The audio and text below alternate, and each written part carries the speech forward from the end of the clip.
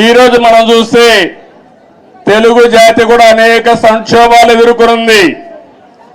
నేను కూడా తెలుగుదేశం పార్టీ నాయకులు కార్యకర్తలు కూడా అనేక సంక్షోభాలు ఎదుర్కొన్నాం.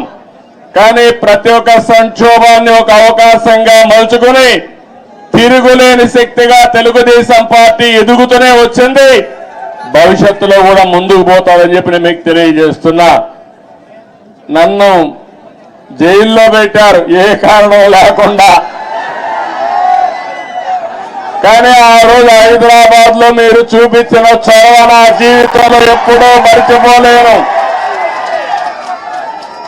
ఇప్పుడు సెంటర్లో గాని అదే మాదిరిగా గచ్చిబౌలిలో మీటింగ్ పెడితే రెచ్చిపోయిన ఉత్సాహంతో నాయకులు లేకపోయినా మేమే నాయకులని చెప్పి లక్షల మంది వచ్చారంటే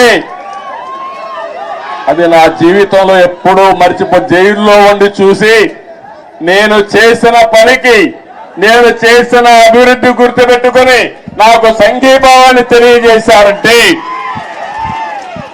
ఆ రోజే నేను అనుకున్నా నా జన్మ చరితార్థకమని.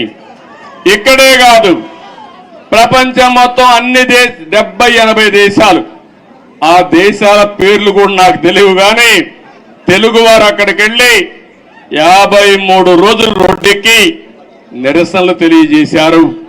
ఇది మరిచిపోలేని అనుభవం అని చెప్పి నేను మీకు తెలియజేస్తున్నా.